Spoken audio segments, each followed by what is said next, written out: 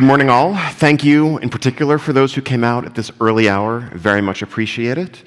This is my first time here in Poland at Digital Dragons. It's an honor to be here. And without further ado, let's get into it. To start with the less interesting stuff, let me tell you a little bit about who I am. I have been at Blizzard for 17 years. I have worked on World of Warcraft for 17 years. That is my industry experience. You might say I am something of a specialist. I became game director in 2016, but I've been on the team since 2008, around the time of the Wrath of the Lich King expansion, for those of you who know World of Warcraft. I started off doing encounter design, focusing on building raid and dungeon encounters, multiplayer boss fights, but I also did a lot of class and systems design over the years. I would say I'm primarily a systems designer at heart. Now, before I came to Blizzard, I have a bit of an unusual background. I actually went to law school, graduated law school in 2004, thankfully a few months before World of Warcraft came out, or that might have turned out a little bit differently. So for a few years, I was a lawyer by day, practicing as an attorney, and then going home to lead raids with my guild. And I also ran a community website, and in the course of doing that, got to interact with some people who worked at Blizzard. I would send them feedback, and I had a couple of people in my guild who got jobs at Blizzard and kept talking about how amazing it was. And so one day I had the incredible opportunity to apply and really just change careers and change tracks in my life, become a game designer at Blizzard, and I have never looked back 17 years later. Now, I assume if you're here, you have a little bit of familiarity with World of Warcraft, but I want to kind of give some context on where the game is today, because so much has changed about it over the years. Of course, 21 years ago, World of Warcraft launched, and it was this single expansive world that everyone has come to know. But today, in 2025, there are multiple experiences available within the World of Warcraft ecosystem. We have World of Warcraft: The War Within, our current live 10th expansion to World of Warcraft, that 21-year continuous story and evolution of those original communities that began way back then. But also, a few years back, we re-released a classic version of the game. Based on that original 2004 experience, we've continued to release some of the older expansions to allow players to experience those as they originally were. And we've also used the classic ecosystem to experiment with some new content and new gameplay set in that world, in those systems. All of these are different experiences, but part of one large World of Warcraft community today. Now, just a bit about the business model. So World of Warcraft remains a subscription game. There's a €15 a month or monthly equivalent across the world, and that includes access to the base World of Warcraft game as well as all classic versions. We patch the game very frequently with updates every 8 weeks or so, and every 6 months or so there's a major update that's adding a bunch of new content to the game, new power progression, systems, and more. And then every 2 years or so, we sell expansion packs that are required to access the most recent content that really are going to an all-new world and represent major evolutions in World of Warcraft. On the side, we also have a microtransaction shop. We sell some in-game cosmetic items. We have some paid services, like the ability to rename your character. But by and large, the subscription business is the mainstay of World of Warcraft. And as a developer, as a designer, I couldn't be more grateful to be able to work within that model, and I'm grateful to our community for supporting it, because really it allows us to all succeed together. All players can be equal in our eyes, and we win by making the most fun game possible for the most people possible for the longest time possible. And that really is a blessing.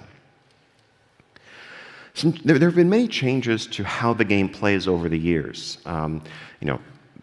Many people remember World of Warcraft as a game that was notorious for consuming parts of people's lives. But really, while it used to take 200 plus hours to level to the max level in the game, now that's actually maybe 10% of that time, about 20 hours to reach max level. But there are so many more activities to engage in over the course of the game, and particularly at endgame. We have a lot of solo content for outdoor world players focused on narrative and that quest experience. We have a bunch of different cooperative PvE modes. You can go in solo with small groups or with very large groups in our raids. We have PvP, again, small group, large group arenas and battlegrounds. This can be done in a casual way. It can be done in a very competitive, high-end, rated way. We have systems to support players playing multiple characters. And this is actually a primary playstyle for a lot of players in our game, where they will just level a character and then begin the journey over anew with a different character from a different class for a new perspective. We also have thousands of collectible cosmetics, achievements, and really there's 20 years worth of content for players who have a completionist playstyle that they want to embrace. And role-play communities have been part of World of Warcraft from the very start. So all of this is to say there is a lot to do in World of Warcraft. Our community is incredibly varied. There are, I like to joke sometimes, you could take a dozen players who all identify as really World of Warcraft fanatics, sit them around a table, and ask them what it is they like about WoW, and you would get 12 different answers. That's amazing in terms of the diversity and the strength of our community, but it also makes it quite challenging at times as a development team to serve this diverse community that often has very different needs. So that is kind of setting the background for where we're going to go next. So I was reflecting when preparing for this talk. I was actually originally scheduled to give a talk for the 15th anniversary of World of Warcraft at GDC in 2020. Now, for various understandable reasons, that talk didn't materialize. But reflecting on my notes, it was really fascinating to realize that many of the things that I was going to say in 2020 about what I'd learned, what the team had learned making the game, were things I no longer agreed with. Now, it's not so much that those designs were wrong, but that over the past few years, I've come to look at the questions we were asking through a very different lens. I think back then I had been game director for a few years and was very focused on what I might call traditional design direction, which is, whether you're a design director, creative director, game director, part of that role traditionally involves, being the bearer of a vision across a large team, across a large project, ensuring that as decisions are made, as the game grows and evolves, those decisions are in line with the vision that holds it together, that keeps it cohesive. And when I became game director, it was made very clear to me that that was really a very solemn responsibility that I had that was being passed down from my predecessors to kind of keep true to the vision that had made World of Warcraft what it was. I wanted to study and understand why we made the decisions we made and do my best to continue in the steps of the people who made this game and took care of it that I loved so much. But more recently, I've come to reflect on that and realize that sticking to a static vision isn't necessarily in the best interests of a community when you are running a live service game like World of Warcraft. And that real strength and real success and your ability to serve that community lies in evolving that vision over time to meet their needs, constantly re-examining why you're doing what you're doing and whether those things are still serving your players, whether even some of those original fundamental principles are still serving your players. So whereas 5 years ago, I was getting ready to talk a lot about design mistakes and lessons learned and how we moved from what we saw as flawed designs to better ones, today I'm here maybe to say that there's no such thing as a flawed design versus a better one in this world, but rather dynamic ecosystems and the need for philosophies that allow you to adapt to what your community needs in the moment. So this talk is a story of shifting from that perspective to this one with lessons learned and some missteps along the way. Now, just to reflect on the prior 10 years before where we are now, over the course of the last decade, once World of Warcraft was nearing its 10th anniversary, the team was beginning to see a lot of problems emerging with designs that really had originally been created to serve the moment, but not necessarily to be updated and expanded on year after year after year. And this was a major focus of the design team throughout those years. So one example, with every new expansion, every couple of years, we would add new systems, we would add new levels for players to earn, we would add new abilities for those players to earn through those levels. Layering additional things, and that added a ton of complexity. It also made classes feel more and more alike over time. Whereas early on, there were strengths and weaknesses, designers naturally, when asked to create new talents, new abilities for players, will address those weaknesses, causing things to converge more and more over time. This is something that really worried the development team. We felt that there was too much complexity, too much bloat, and that there weren't enough of the differences that made the strengths and weaknesses of our classes what they had been intended to be.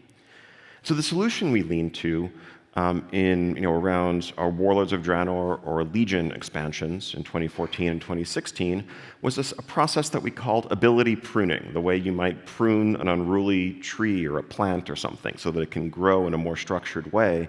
We went through and we removed some of the abilities that we considered to be bloat to help refocus classes on what would hopefully be a simpler framework, but also something that was truer to a core of strengths and weaknesses that they'd originally had. Another example of a problem we were observing was, early on, World of Warcraft was always a very social game. So many players made lifelong friends, even met their future partners in life in their guilds, in their raid groups in Azeroth, in our World of Warcraft. But over time, we'd added more ways to play the game solo, to play the game in small groups, and we'd made the rewards for doing those things better. And we saw more and more players drifting away from that large-scale social gameplay that had always been such a strength of World of Warcraft. And so something we did to try to address what we saw as an issue was to make sure that the rewards that we gave people for engaging in those large-scale group raids remained exclusive.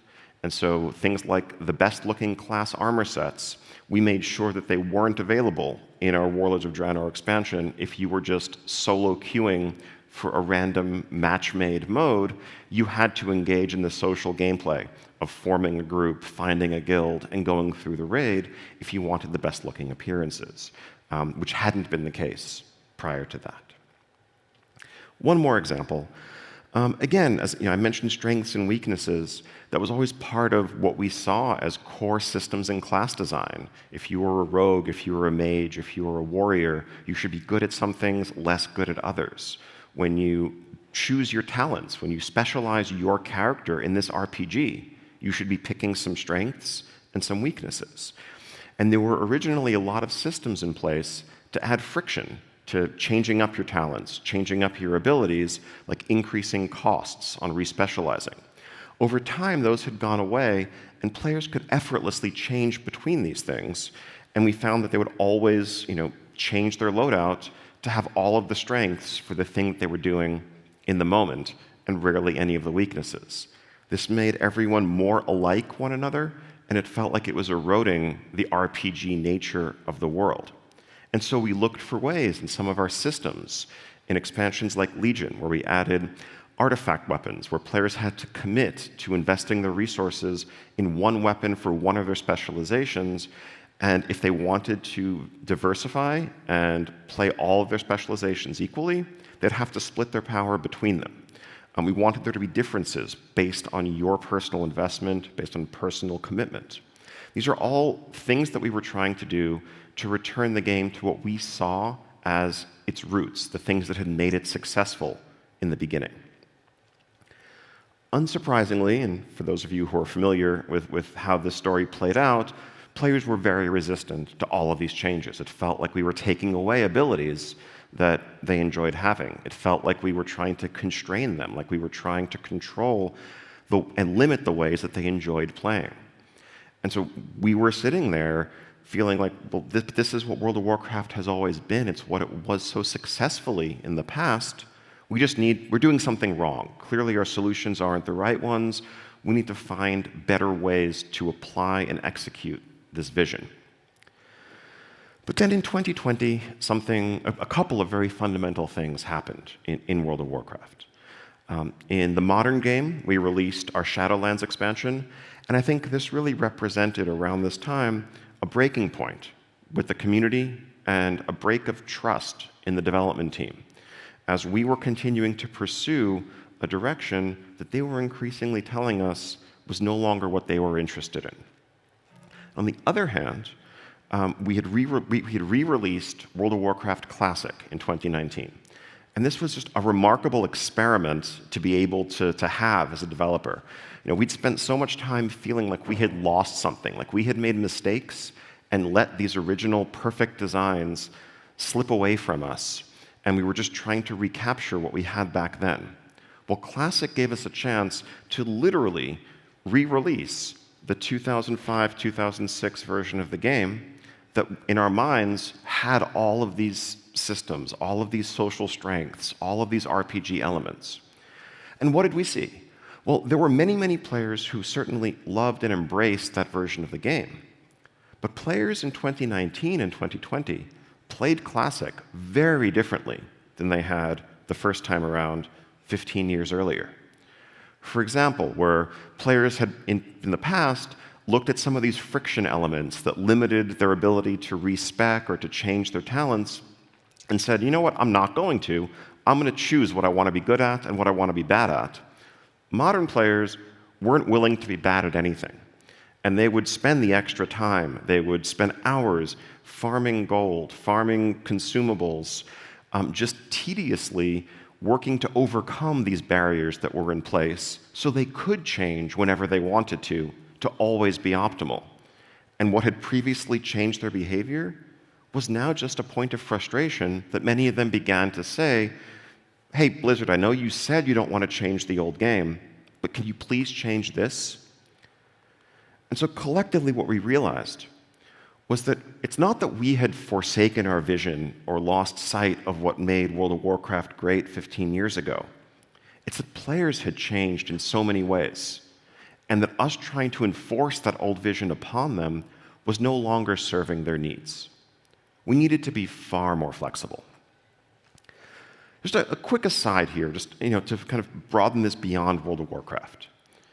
If you launch a game that has an ongoing element to it that you plan to update, and there are players spending time in that world, first off, congratulations. That is a wonderful and impressive thing to do. But you have to understand that it also forever changes the relationship that you have as a developer with that game once there is a community inhabiting it. It now belongs to them as much as it belongs to you. And if there's some vision that you had, something you wanted that game to be, but what you put out there is something different, players don't necessarily know or care about that. They're playing the game that you made, not the one you wished you'd made. And so when this is true for an entire game, it could be true for a system. If there's something that you intended to be, let's say, slow-paced, tactical, thoughtful as a game, as a system, but players figured out a different way of approaching those problems and ended up gravitating towards faster-paced gameplay, and some time passes. Well, the players who are in your game are ones who are enjoying that faster-paced gameplay. If you were to say, you know what, that was not my vision, that was not what this was meant to be, I want to try to change that. Are you serving those players, or are you just trying to serve yourself and your own interest there? Are you respecting their wishes and their will as co-owners of this community? I think that was the mistake that we were making, and really an eye-opening realization that shifted the course of the development of the game for the years to follow. Now, another just brief digression. I want to talk about a concept that's just one of my fun sociological concepts known as desire paths. This is basically something you will see in any city, in any environment around the world. Organisms will follow the path that is most natural, most efficient for them. And if it's not the path that was pre-created for them, they will wear out, they will carve their own trail, just as you see here. probably some people taking a shortcut, trying to cut the corner to get where they're going a little bit faster. I was trying to find a way to visually represent the idea that I had in my head when I started doing some research. I found, amazingly, there was an artist who had made this wonderful comic strip online that perfectly captures what I had in mind.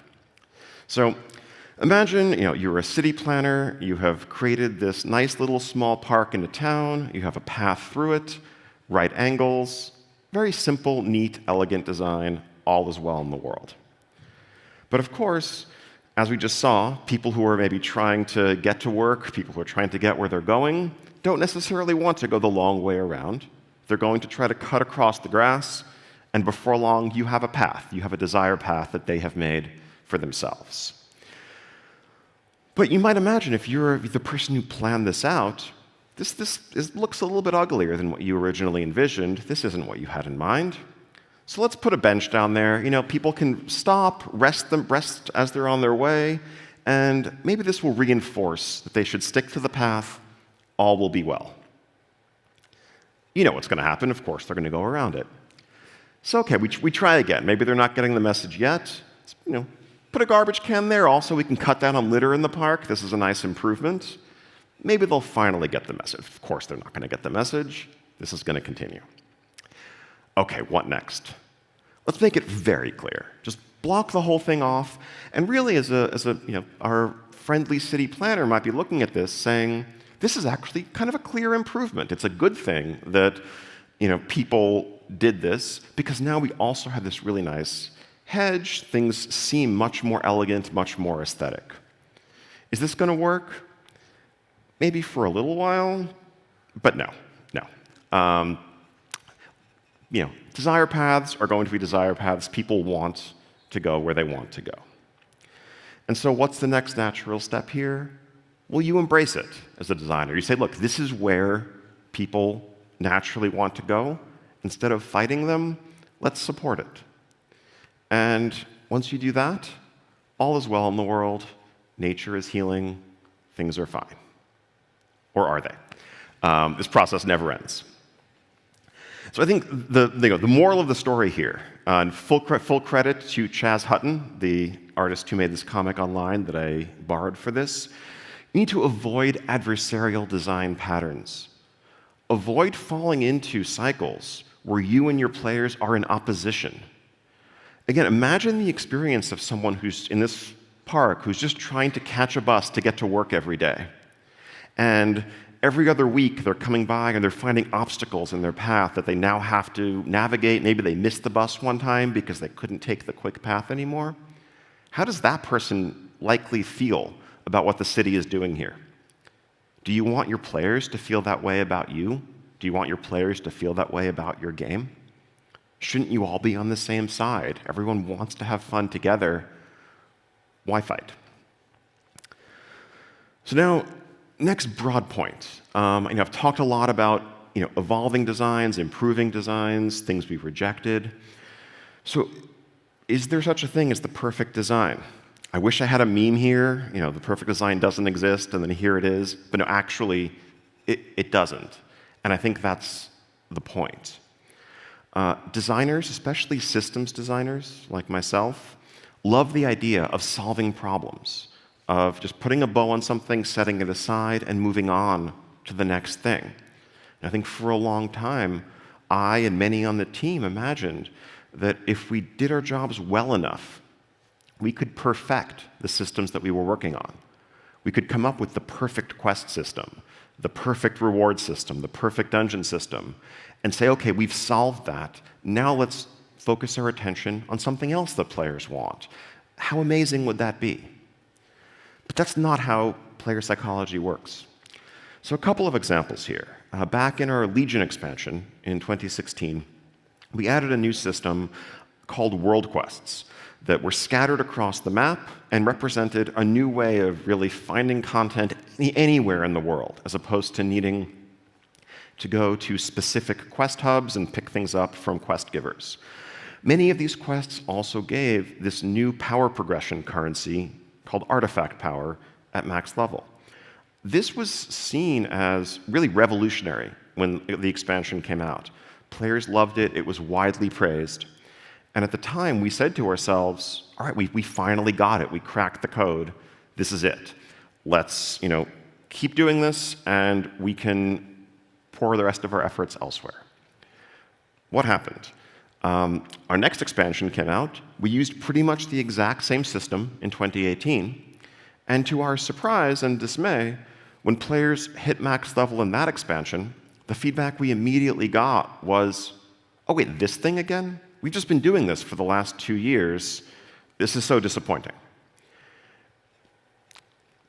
Another example. In that expansion, Battle for Azeroth, we added a new system to randomize and add deep progression to our endgame dungeons. We called the system Mythic Plus. It was added in Legion and continued to evolve in later expansions. Again, when first introduced, it was super popular, really changed up the game. Tons of players were doing it. It was very well received. We added new content, we added new dungeons to the system, but at its core, players said this is one of the best things World of Warcraft has ever added. Fast forward a few years, and the same structure, the same modifiers more or less, the same time limits, reward structure that we'd had in place was now something that players said was fatally flawed, that they were sick of it, the whole system needed to be overhauled. What's Blizzard doing with Mythic Plus? One design that had worked very well in the past was no longer serving players just a few years later. The truth is, novelty has inherent value to players. The first time you see something, it is fresh and new and exciting. And the longer you spend with it, the more that begins to wear off. And so if you're looking for something that's going to be perfect and last the test of time, I'm afraid that doesn't exist. World of Warcraft went through about 8 iterations in our raid structure over the first 10 years of the game's history. We started out with 40-player raids. Then we reduced to 25-player raids in our Burning Crusade expansion. We added 10 and 25-player versions of the same raids. We added additional difficulty levels. All this was in response to things we were seeing from our community, to patterns of feedback. And we finally landed on a structure that we've mostly kept intact, with 4 different difficulty levels. They scale in size from 10 to 30 players. It's very flexible, tries to offer as much as possible to our audience. But is the design we have today better than the design we had 10 years ago? Did we make a mistake by not anticipating or foreseeing where it was going to lead? I don't think so. The design that we have today actually wouldn't have worked back then, because the raid scene wasn't deep or varied or advanced enough to need all that granularity. We took each step of the way because that's the journey our players were on, and we were going with them. Each of those steps was correct for the moment in time that we made it, not necessarily better or worse. So it's important to remember, change isn't necessarily replacing something bad with something better. It's meeting players where they are today. Now, if perfect design is impossible, what does this mean for balance? That is also impossible, I'm afraid. Let me tell you a fun story from about 15 years ago when I was a class designer working on the Death Knight class in World of Warcraft. Now, Death Knights, inspired by Arthas the Lich King, one of our iconic characters, have a few specializations. One of them was called Unholy, one of them was Frost. Their primary job was both to deal as much damage as possible in all the different encounters they were in. The community has tons of data tracking the performance of all the specs, and one of the things we focused on a lot as class designers was making sure that they were balanced against each other. And so about halfway through Cataclysm, we had a situation where Frost was several percent behind Unholy in all the data we were seeing, all the reports players were giving us. It was very clear-cut, and Frost players were understandably very upset. Like, this is, fix your game, Blizzard. I don't want to be underpowered. I don't want to be weak. Just make us as good as Unholy. And so we set out to buff Frost. We didn't touch Unholy. We just wanted to bring the lower performing spec up in performance. We thought we did the job. Our intent was to just, basically make them as equal as possible. We put this patch out, and what happens? This. So, strange. Unholy dropped, but we didn't touch them. Why? Well, what happened was, when we made changes to Frost, we did in fact make them better, but many of the community theory crafters who analyzed everything we were doing came to the conclusion that Frost might be now a tiny, tiny bit better than Unholy if played perfectly. And so what happened? The best players, the ones who min-max the most, the ones who care the most about their performance, all switched from playing Unholy to playing Frost. Having more of the best players playing Frost made Frost's performance skyrocket, and without those players playing Unholy, their throughput dropped. A month later, Unholy players were coming to us and saying, "We're so weak, you need to fix this." Reminder, we didn't do anything. We didn't touch Unholy at all. But player movement created this. This was a lesson that I've kept with me to this day. It's a reminder that these are organic, chaotic systems. You can't find static balance in a system that inherently is shifting on its own, because that's how people work. Humans are chaotic. Looking at a different Blizzard game, this is another fun example. So, certainly not one I worked on, but StarCraft Brood War, the original StarCraft. That game last received a balance patch in 1999. For the following 15 years after that and beyond, it's been a premier esport, especially in Korea. There were thousands and thousands of matches played between the three opposing factions, Terran, Protoss, and Zerg. This is a graph assimilating thousands of matches of data, showing the win rates of the three respective factions. Look at how they change over time. Again, there were no balance patches in this time. There were some changes to the map pool, but this largely reflects players figuring out a new meta themselves. Some new Protoss strategy emerges against Terran, and it seems dominant until players figure out an answer, and then the pendulum swings back the other way. For any balance designers in the audience, if you saw numbers like this today in a modern PvP game, 56%, 57% win rates, 42% win rates, you would probably consider that a crisis. You'd probably consider that something that needs to be solved immediately. And yet, here, that's self-corrected. Now, again, I'm not saying not to try to address those issues when you see them today, but it's worth looking at this example of what an organic system can look like driven by player behavior. Imagine what this might have looked like if people had been in the mix, if developers had been trying to make balance patches, trying to make these lines perfectly equal, when players were already solving that to an extent on their own. Getting back to World of Warcraft, so this is community data listing the damage done by all of our different specializations in our last Cataclysm raid. This is from Cataclysm Classic, but this represents the way the game was balanced back in 2012. You can see Warlock on top, Frost Mage on the bottom. Compare that to this graph of the modern game today, the Undermine raid that just released in War Within a few months ago. Again, before, after. Before, after. Today, things objectively seem much more balanced, right? There's a much tighter spread. But does player feedback, do player complaints about class balance, have they gone away or changed over the years? Not really. They still exist in basically the same volume as they did back then. And does the player who sees themselves on the bottom of this list feel better? Do they feel happier because they're only 10%, 4% behind instead of 10% behind back then? We have seen nothing that indicates that. In both cases, they feel like they are the weakest, and we need to fix that. So to some extent here, again, because these are organic systems, and we need to view this through the eyes of our players, perception is reality. A secret is, in my opinion, if you're a balance designer in this day and age, your job isn't actually balancing numbers. It's balancing the emotions of your players and how they feel.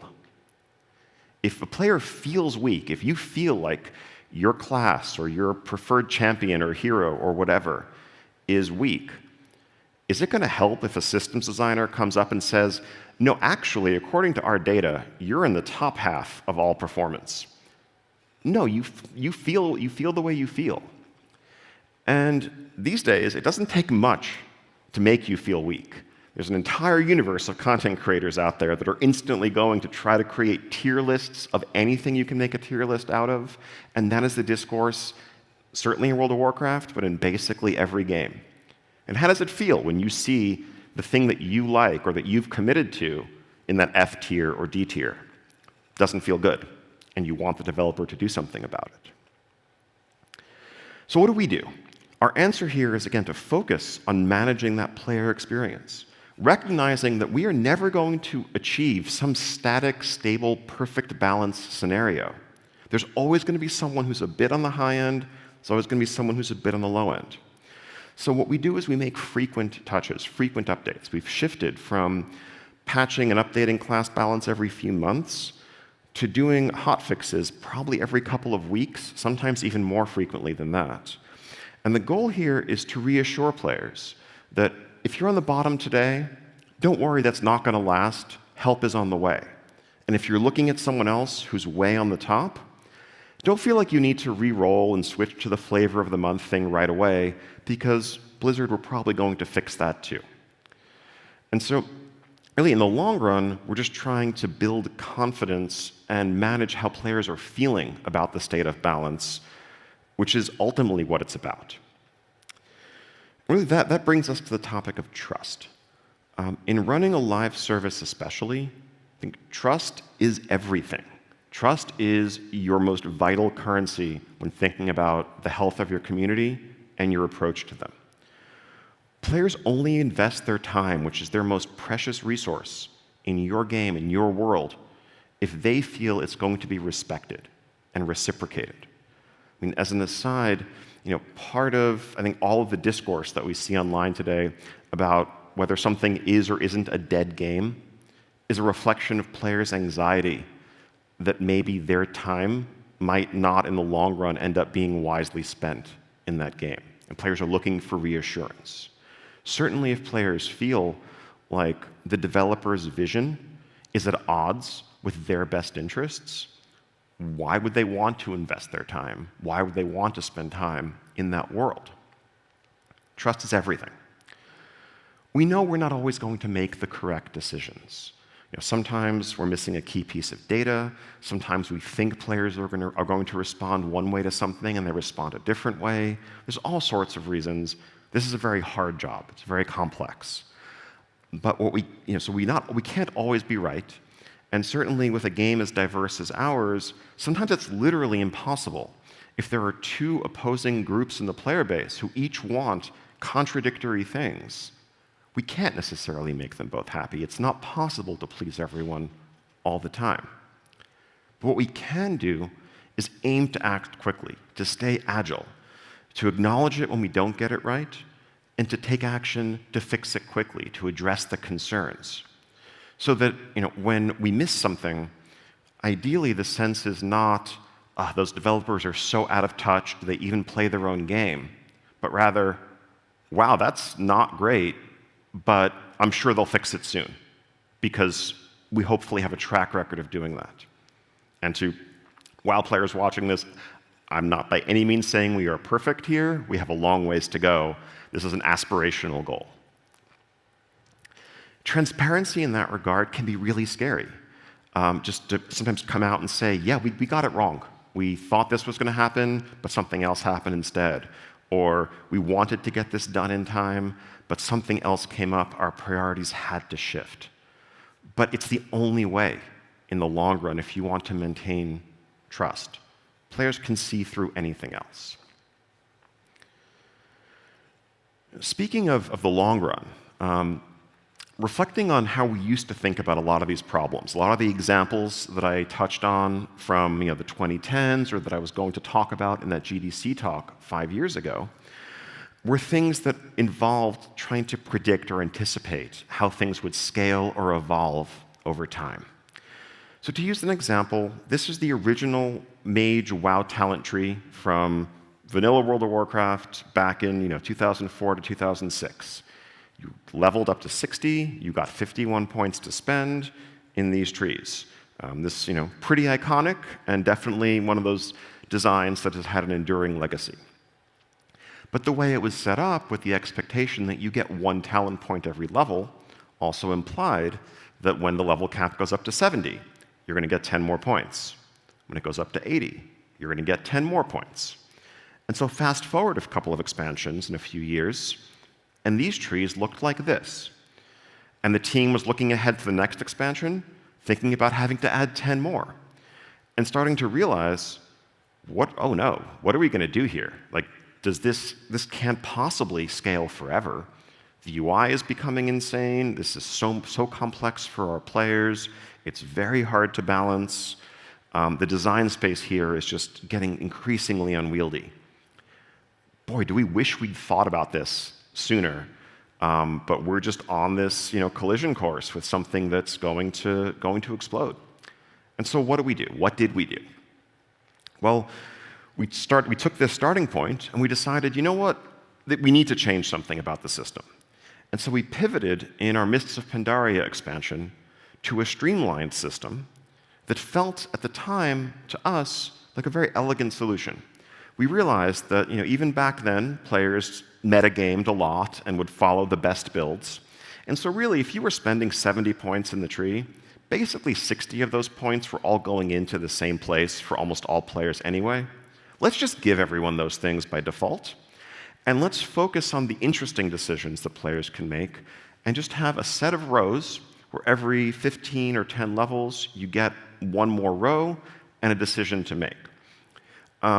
Theoretically, this is the same amount of overall power, and to us, we were very proud of having landed on a design that really we felt could stand the test of time. This could last almost forever, decades before this would feel like it was too complex or like it was too much. Many of the same developers who made the original talent system back in 2004 looked at this in 2012 and said, this is amazing. We wish we'd done this back then. Great job. Where did this lead? The problem with the system was, again, just going back to this quickly, you're only getting 1 point to spend every 10 or 15 levels. And we had built a system that might have lasted for decades if we wanted it to, but there was just one problem with it. Players didn't find it fun anymore. The feedback we started getting consistently and more loudly was leveling doesn't feel exciting. It doesn't feel compelling anymore. I just got a level and I didn't get anything. Why should I be excited about leveling? That's a problem. We'd built a system that could last forever, but that wasn't actually working in the way we needed it to work. And so what did we do? In 2022 in Dragonflight, we pivoted pretty hard to go back to something quite like our original system. A bit more streamlined, more horizontal progression, so it could last a bit longer. But we built this system when we rolled it out to players, knowing that, yes, we were going to have to give you a new talent point every level, and that, yes, this was going to have a finite lifespan. But we did it anyway. Because if it's not fun today, it doesn't matter where tomorrow leads. So think about how these things are going to scale. Think about how they last into the future. But then sometimes, go ahead anyway and do it if you're confident it's going to matter and achieve results today.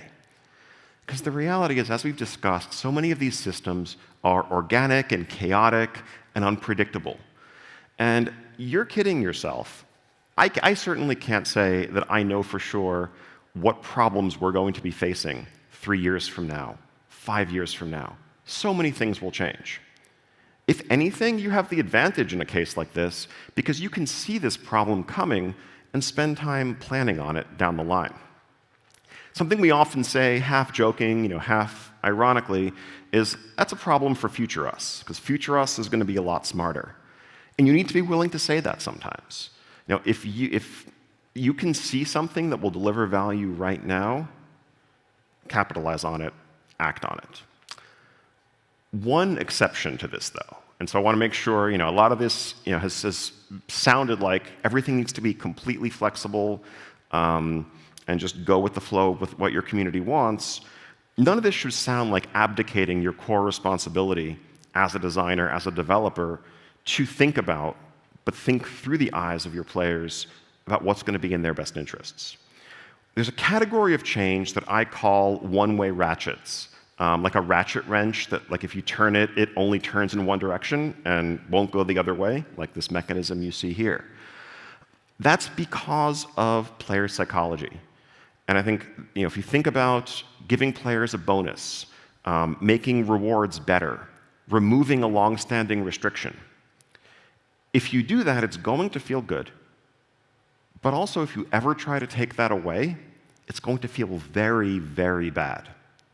And you need to be mindful of the player experience when you approach one of these decisions. If you're weighing future versus present, if experimenting with something, if trying something is going to leave you in a situation where you can't go back on it, sometimes you still need to do that. Sometimes you should, but proceed with great caution. In general, prioritize present over future, except in these situations. One example of this that we're dealing with today on the game is we're revisiting the general idea of factions and how Alliance and Horde, these core factions in the World of Warcraft universe, interact. 20 years ago, they were very hard separations. If you were Alliance and someone was Horde, you couldn't talk to them, you couldn't group with them, you were enemies. Over time, players have increasingly wanted to be able to play with their friends and to connect with their people they know in real life without regard to this game construct. And we want to meet them where they are. We want to support that. But we also need to be aware, and we are aware, of the fact there are 20 years of systems that are built upon these rules, and that there could be very unpredictable consequences to changing them that we can't foresee right now. And we also know that there's no world in which we're going to allow players to make new friends and play with people in the opposite faction, and then suddenly decide, whoops, we made a mistake. We're going to take that away. You can't group with that person anymore that you were just having fun with yesterday. So what we're doing is we are proceeding very slowly down this path, steadily towards where our players want us to be, but loosening restrictions one step at a time, making sure everything works as we expect, and then continuing. And we're doing this because we're trying to empathize, we're trying to view this through the lens of how we know our players are going to feel about it. So to wrap up, this has all been about a focus on design through serving a community. And I believe that when running a live service especially, like World of Warcraft, we do that by making sure that we're prioritizing player problems over design problems, by making sure that the problems we're solving are ones that our players see and care about, and not ones that exist in our minds but have not yet been felt by them. And again, there's still tremendous, deep work to be done in finding those solutions, but make sure you're solving the right ones. Avoid adversarial patterns where you're in conflict with your players, not wanting opposite things. Stay agile. Constantly be ready to change, to evolve your designs, because your players are not going to be the same people tomorrow that they are today. Do everything you can to nurture and maintain their trust in you and your bond with your community. And as you balance present and future, at the end of the day, remember that what you're offering has to be fun today in order for tomorrow to matter. So thank you all so much, and enjoy the rest of Digital Dragons.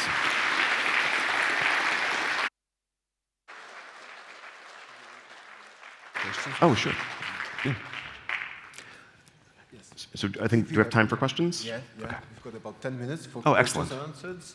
So please do not hesitate. The microphone's over there, and Ian will answer. Hi. You had unique experience of managing and directing a game that lasted for decades and is looking to last a few more. Do you have any ideas about designing an MMO for longevity, basically do's and don'ts?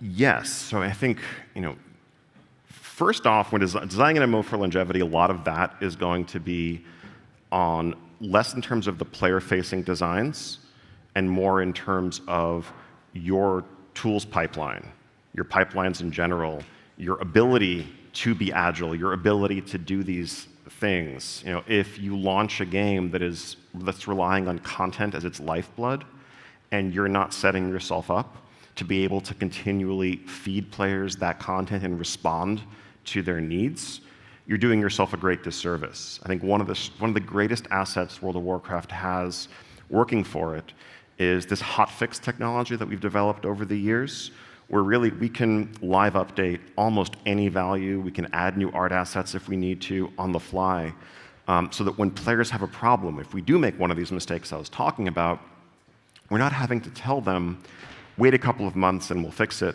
but we can do it right now. On the design side, I think really there's tens of hours to be said on that topic, but I think one of the biggest things I would say is one of the points I made towards the end of really balancing present versus future, and think about, when you're crafting systems, how they're going to scale and how they're going to last in 2 years and 4 years. Think about how you're going to add new content, what new levels will mean. Make sure you understand all the problems you're creating for yourself, but don't optimize the fun out of the experience today in the course of trying to solve those problems. Thank you. Hi, nice to meet you. Thank you for the lecture. For somebody who was playing World of Warcraft since I was 5 years old, it's amazing to meet the creator in my hometown. So the question is, which expansion pack for you was the most difficult to develop?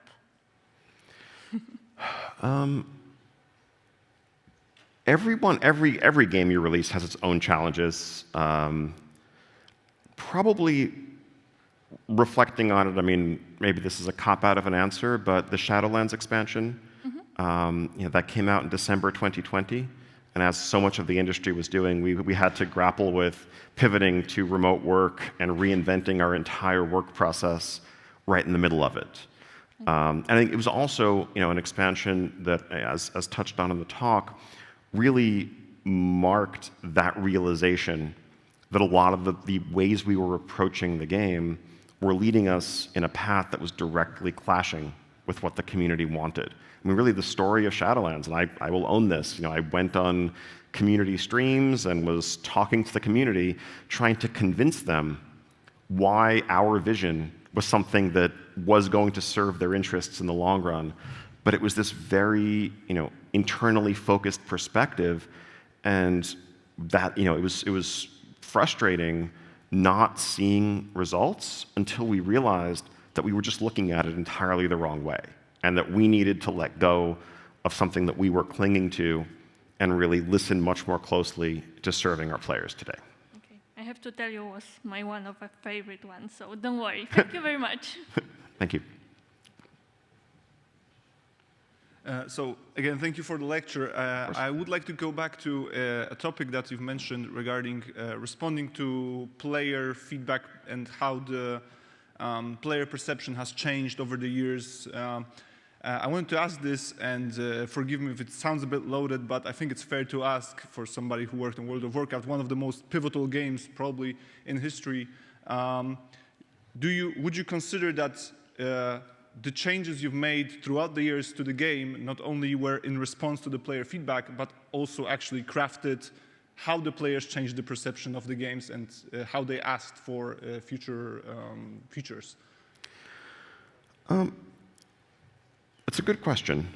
I think there's definitely sometimes people raise the concern of, if players are loudly asking for something, if you give it to them, are you reinforcing that behavior? Are you encouraging players to make clickbait videos and try to lobby for developers' attention? At the end of the day, I think those concerns are overblown. I think that people are giving feedback from a place of passion. If they're not enjoying something, it's often said that players aren't necessarily the best at finding solutions to problems, but they're excellent at finding problems. And if someone isn't having fun, they're going to make it clear to you that they're not having fun.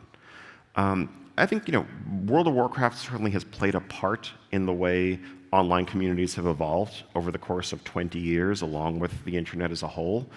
But I think the trends that we've seen towards influencers shaping public opinion, towards people min-maxing all aspects of their gameplay and being much more efficiency-minded. Those cut across all genres, and I think that that's something that was just going to happen regardless through the proliferation of information, but it's something that all developers need to recognize is the reality that we're dealing with now. And so if we want to meet our players where they are, we need to take that into account. Thank you. Yeah, hello. It's really refreshing to see how the design behind World of Warcraft happens compared to what we see from the influencers. But you spoke about meeting the current players where they are and respecting their time and play styles. But how does that approach affect the new players? Because there's so many systems, a really big world, so much lore. How do you balance the current players and the new players? That's a huge challenge for an ongoing game. I think and we have a lot of work to do there and a lot to improve upon. But I think that what we have tried to embrace is making sure that we are updating our on-ramp, our tutorials, our onboarding, and trying to manage the complexity that we unfold to new players without overly impacting what our current dedicated veteran players want. I think that there are times in the game's past where we didn't strike that balance very well, where we tried to simplify the game as a whole to make it more friendly to new players in ways that alienated a lot of our existing core.